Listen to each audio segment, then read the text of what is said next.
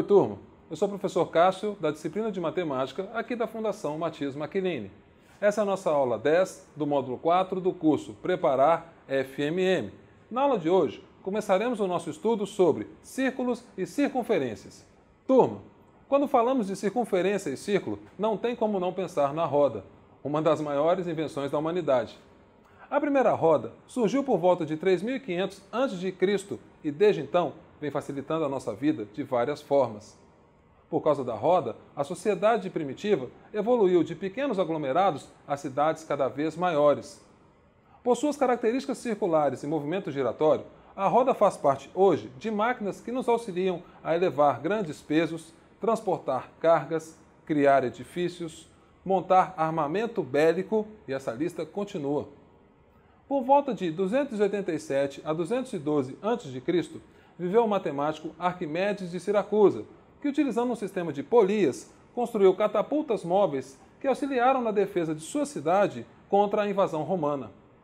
Outra invenção atribuída a Arquimedes é a bomba de parafuso, que ajuda na transferência de líquidos entre dois pontos com diferentes elevações. Bem, vejamos um pouco agora sobre os conceitos, dados e elementos que envolvem a circunferência e o círculo. Venham comigo. Turma, vejamos agora os conceitos e elementos que envolvem círculo e circunferência. Primeiro, deixando bem claro, círculo é como se fosse um disco, é o espaço fechado dentro de uma circunferência, cuja analogia seria com um anel, tá certo? Repetindo, círculo é a área interna à circunferência, enquanto a circunferência é só esse anel aqui, externo. Continuando os elementos de uma circunferência, temos o centro, que é, no caso aqui, esse ponto O, é o ponto central da circunferência. O raio é a distância de qualquer um dos pontos da circunferência até o centro O. Corda será qualquer segmento formado por dois pontos distintos dessa circunferência. Por exemplo, podemos construir aqui uma corda XY.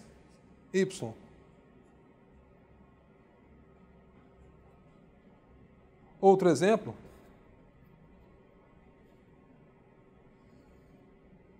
seria a corda BC.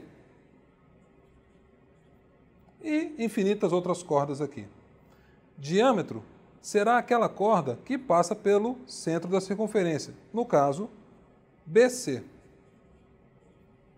Repetindo, corda é um segmento que é formado por dois pontos distintos da circunferência. O diâmetro vai ser aquela corda e que passa pelo centro da circunferência.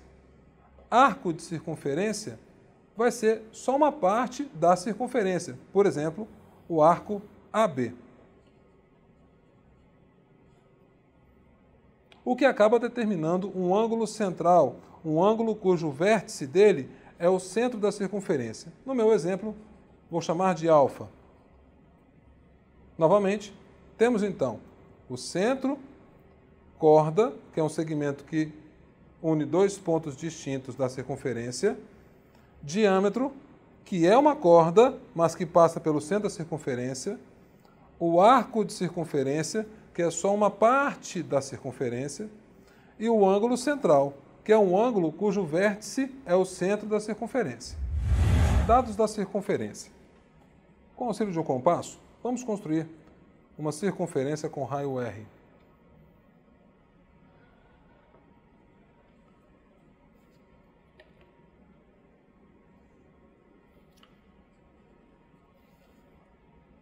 Nesse caso, podemos definir o comprimento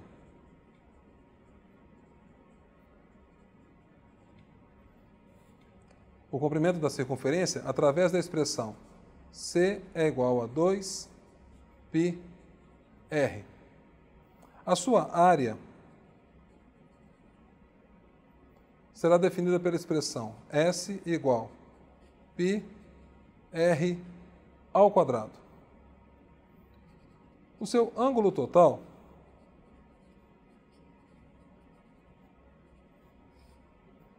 geralmente é utilizado em duas unidades: graus ou radianos. Em graus, temos que a circunferência possui 360 graus. Em radianos, temos que a circunferência possui 2π radianos. Continuando com os dados da circunferência, temos o arco e o setor de circunferência. Como disse antes, o arco vai ser uma parte da circunferência toda. Usando uma pequena regra de 3, podemos definir esse tamanho AB da seguinte forma: o arco AB está para o ângulo alfa, assim como a circunferência completa, ou seja, 2πr, está para 360 graus. Uma outra forma de fazer a mesma conta é considerar que, como 2π e 360 são equivalentes, podemos simplesmente simplificar 2π e 360, dando 1. E o alfa que está dividindo vai para o segundo membro multiplicando. Dessa forma, o arco AB pode ser calculado como alfa vezes o raio. Uma pequena observação: para utilizar essa forma de cálculo, o alfa obrigatoriamente tem que estar em radianos.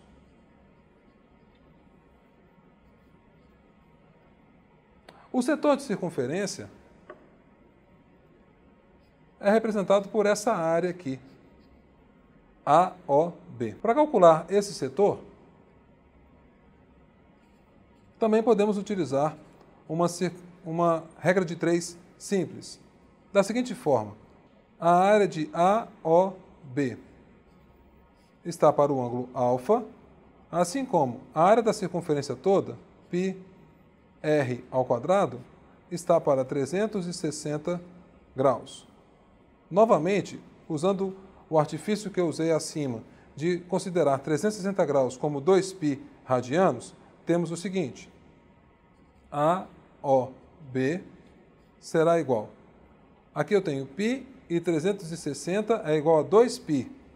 π dividido por 2π é meio.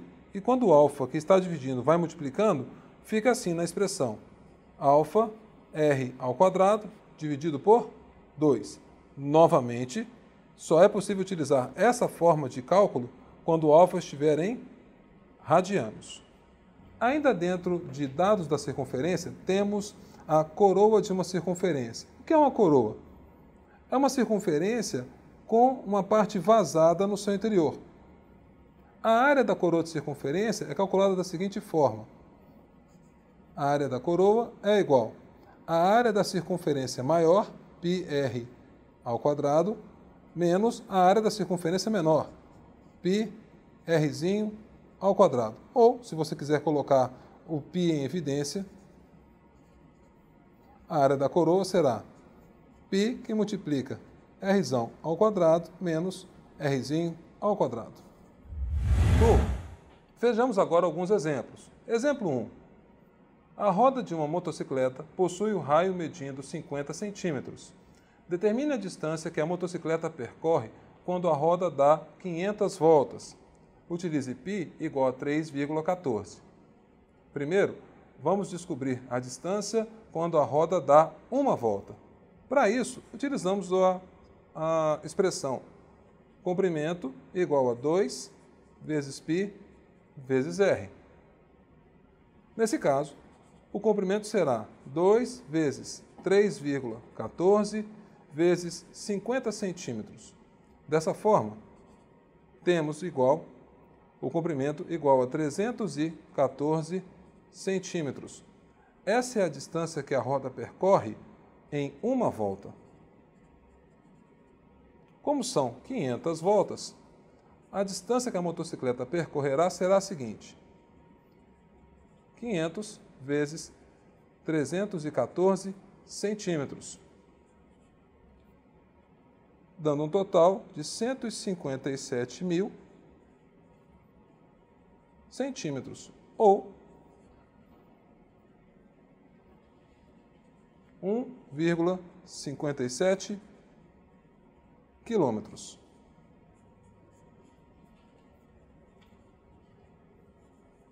Acabou. Turma, exemplo 2.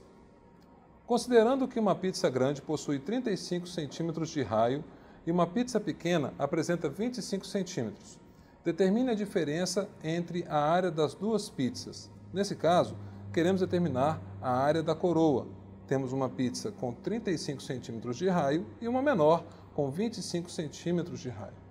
Dessa forma, a área será π, que multiplica o raio maior ao quadrado menos o raio menor ao quadrado.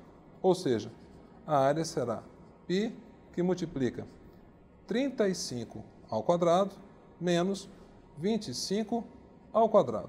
Dessa maneira, A é igual a π, que multiplica 1.225 menos 625. A área será 600 π centímetros quadrados. Se considerarmos o π igual a 3,14, essa mesma área pode ser escrita da seguinte forma: 600 vezes 3,14, que são 1.884 centímetros quadrados.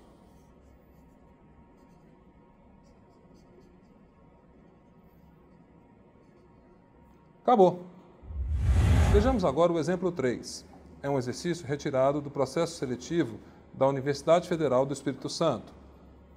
Uma curva numa linha férrea deve ser traçada em círculo.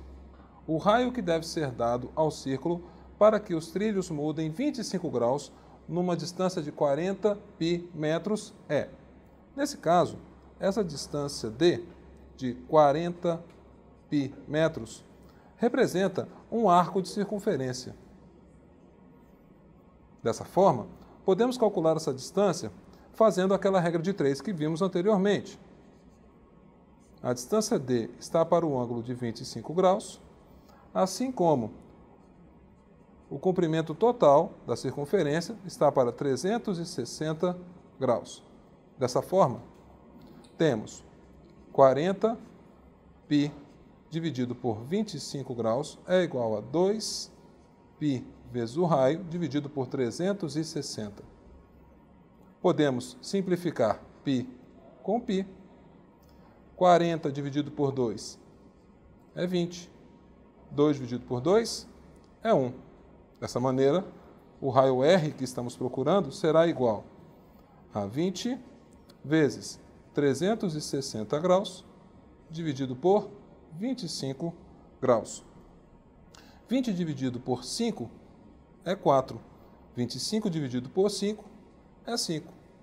360 dividido por 5 é 72. Dessa maneira, temos que o raio será dado pela expressão 4 vezes 72, ou seja, 288 metros.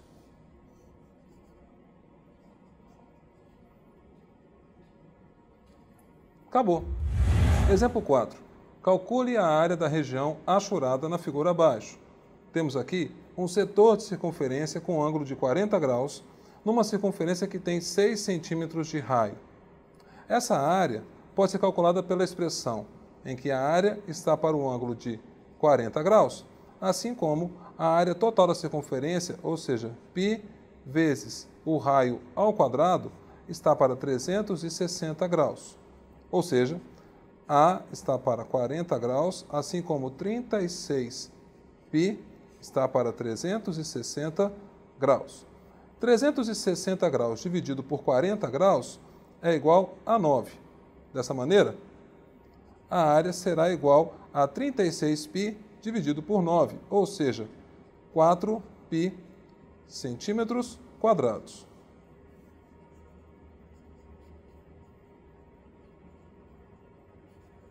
Acabou. Bem, turma, na aula de hoje, vimos um pouco sobre o círculo e a circunferência. Não se esqueçam de tirar suas dúvidas com os monitores. Na próxima aula, veremos o assunto sobre potência de um ponto. Até a próxima aula!